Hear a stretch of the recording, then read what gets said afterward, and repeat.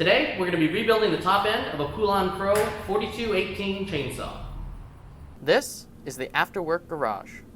So this is not a particularly high-end chainsaw. In fact, it's the cheapest one that you can buy at my local Tractor Supply. But with an 18-inch bar and a 42cc motor on it, it's plenty fine for cutting firewood, just for personal use, not for heating a home and trimming trees around the yard. That said, it is a light-duty chainsaw, so when I'm asking it to cut dead standing timber that's really hard oak, well, I overheated it because I was impatient and pushing through cuts a little faster than I should have. When these overheat, what happens is the piston expands in the cylinder, contacts the walls, and starts to squirt up, usually on the exhaust side, and you get a situation where you lose compression, and so, it's not going to fire like that. So what we're going to do today is rebuild the top end, and the way they do that is you actually can buy, this is pretty common to basically all chainsaws, the whole cylinder and piston head assembly. And so I've done that here. This thing was like 30 bucks.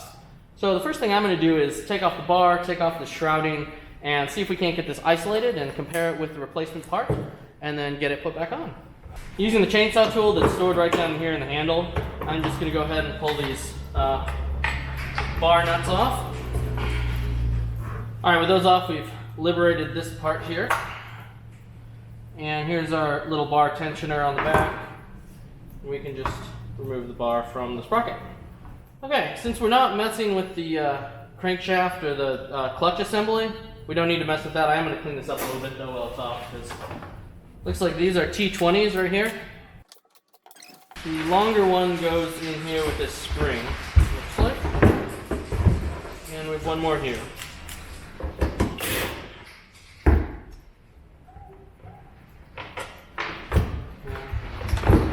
Okay, handle assembly looks like it pulls off. That worries me because where does the throttle attach? Okay, oh, it looks like the throttle's just a push button here.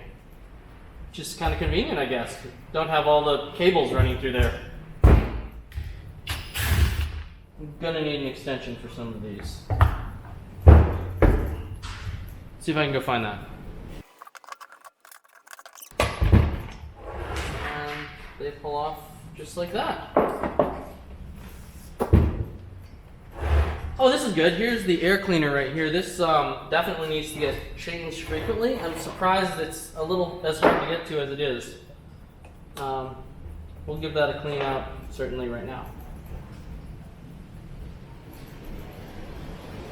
Okay, so what I really need to get to is these screws. There's some torque screws here, here, and it looks like there's two more on the bottom that hold the carburetor and air cleaner here onto the head.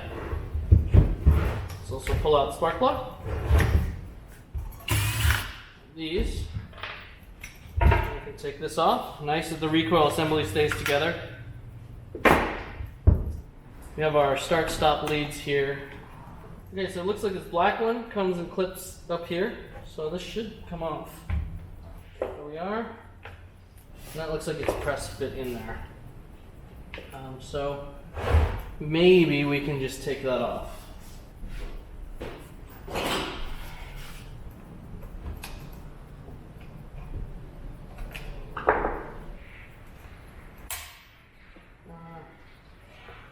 Put this back in here just kind of so we know where it is. That liberates this. We can see what's going on a lot better. So it's this screw and that screw we're hunting for. I was hoping to take this all off as a unit. I don't know if that's going to be possible. I think we may have to take this off separately. These are 5/16 it looks like.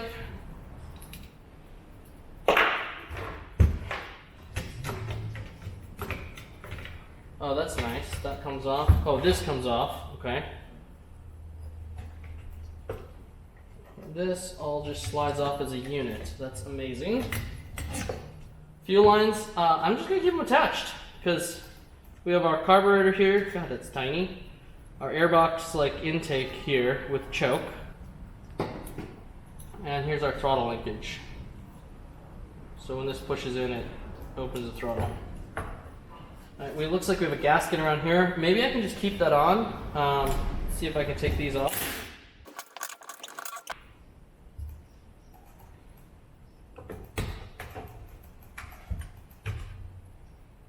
Okay, so there's our intake. Uh-oh. Which way did that go? Did that go this way? Oh man, I wasn't looking. You tell me. Oh, it did. You can see the witness marks. It went this way. All right. Let's work on the exhaust side here.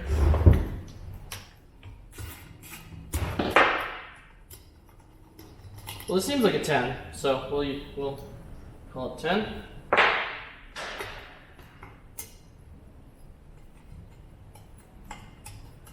This is our flame arrestor. It keeps, sawdust from exploding.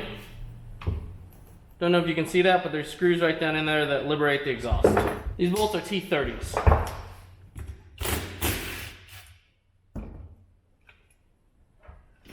So there's our exhaust.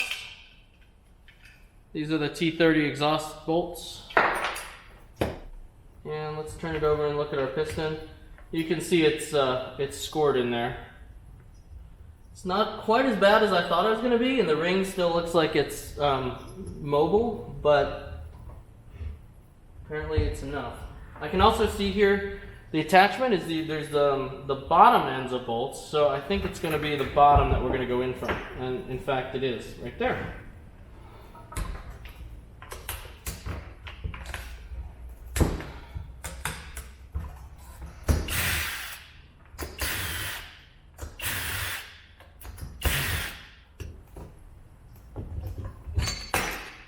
Okay, there's these guide inserts here, and they look like they meter air coming up, air fuel mixture coming up from the crankcase, and it may be so that they can use a similar block with different displacements. I honestly don't know, but looking in here, you can see there's pretty good scoring on the exhaust side.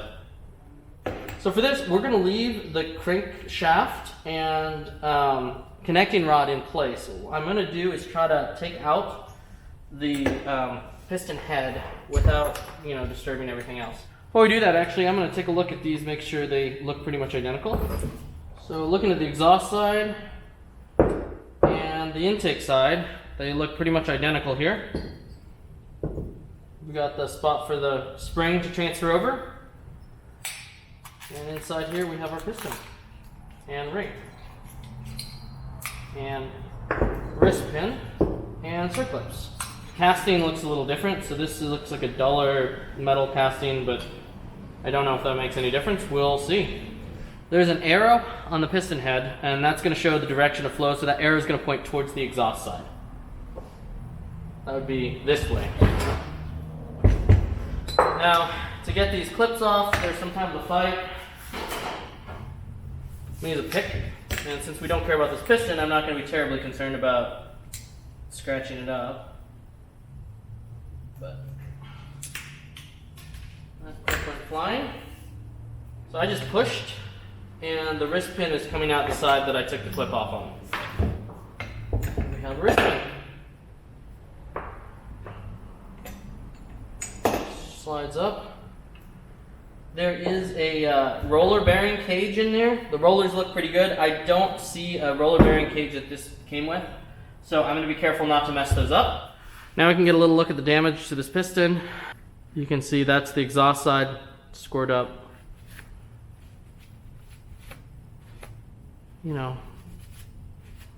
There's not a ton of use on this engine.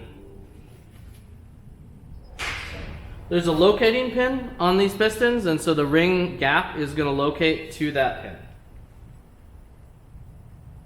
I'm just putting 2-stroke oil on here. This will all burn off, but I want it to give it the best chance of sliding in nice and smoothly.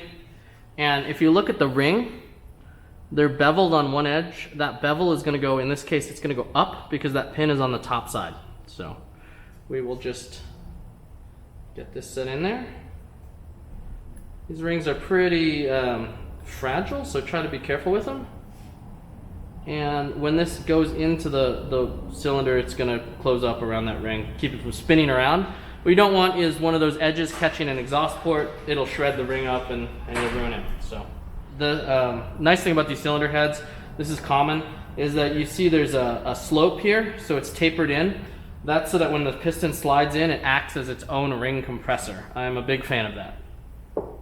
This is a slightly different style circlip. And these are a little, in my opinion, easier to get out and in. There we go. I got that in.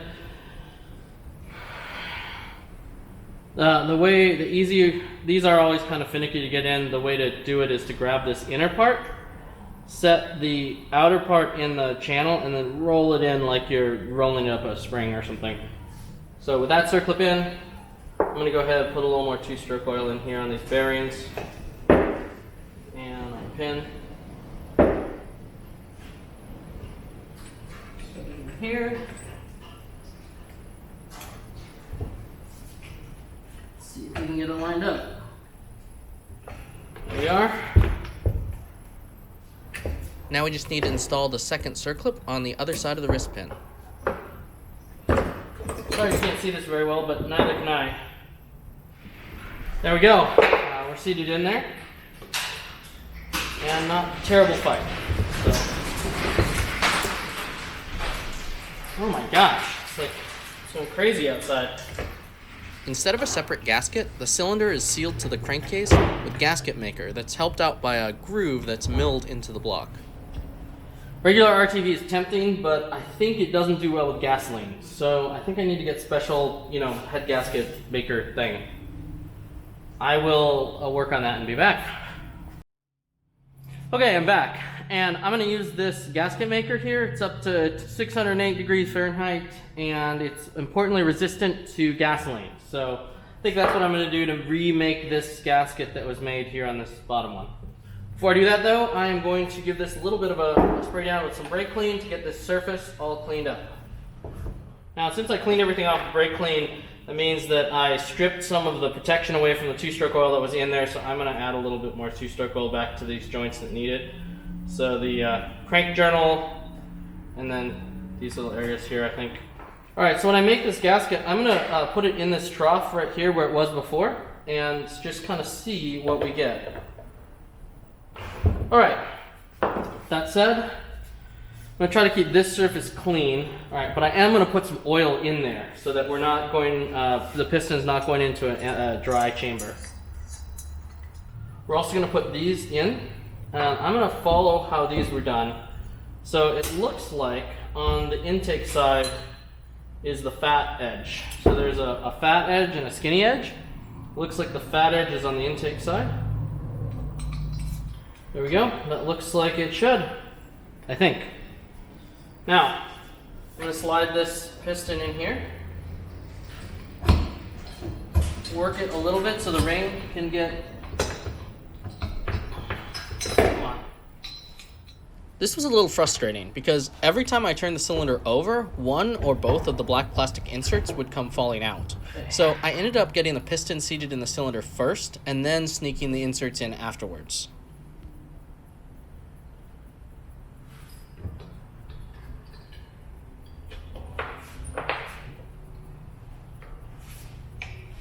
Now I'll stick these up in here and slide her on.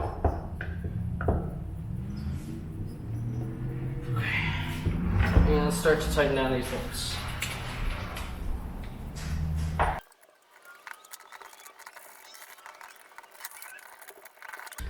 So I don't have a torque spec on these, but I'm assuming they're going to get tightened down pretty tightly. I'm doing them kind of in stages here like you would a normal head.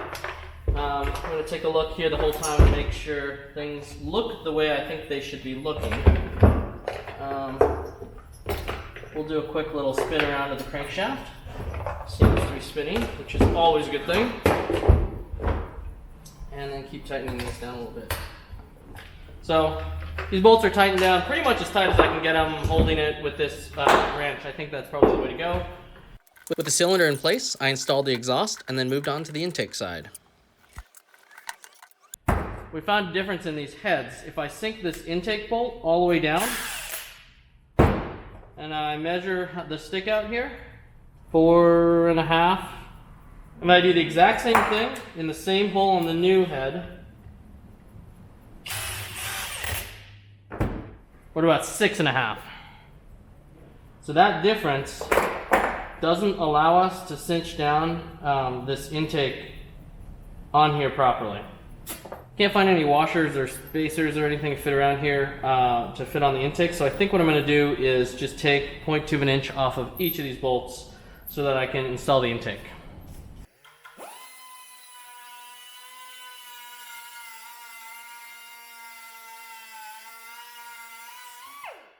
Alright, we are back with our new and improved intake manifold bolts.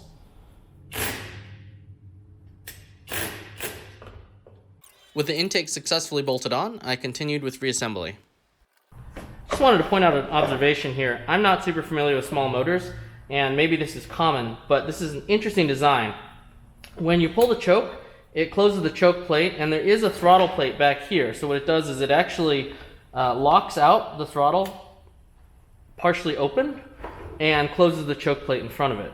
Now, when you start to push in the throttle manually, it pops the choke open and not only opens the throttle plate back here in the carburetor, but also opens this extra throttle up here, which diverts air from the airbox in through the boot behind the carburetor. And that massively leans out the mixture that's going into the motor. So that tells me the carburetor probably runs very rich normally, and when you're going to wide open throttle, you're leaning out that mixture significantly, which does make the motor run hotter and makes it run more efficient. This is actually the same idea that we saw on the 1982 Mercury with the back drag carburetor, where as you open the throttle more, you start to lean out the mixture. In that case, what it did is it actually put a vacuum on the carburetor, on the fuel in the carburetor, so less fuel went in. In this case, what it's doing is it's adding more air, but either way, the result is leaning out the mixture as you're increasing RPMs. And that's supposed to get better fuel efficiency, but it tends to burn out motors faster, and I'm not sure if that's what we're seeing here.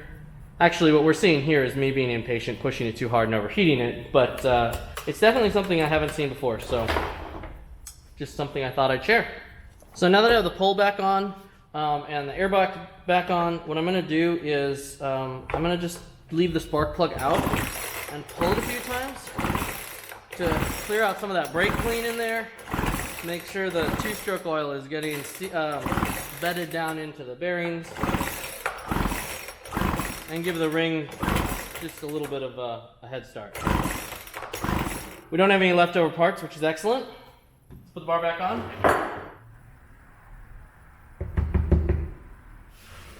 Alright, let's try to start it up. Stop button's off, choke stuck.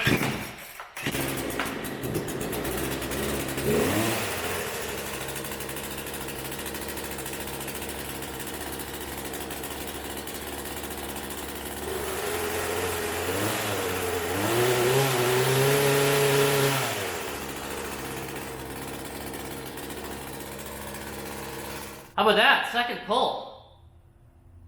We're getting some of the burn off of the oil that I put in there, but I'd say it's a success.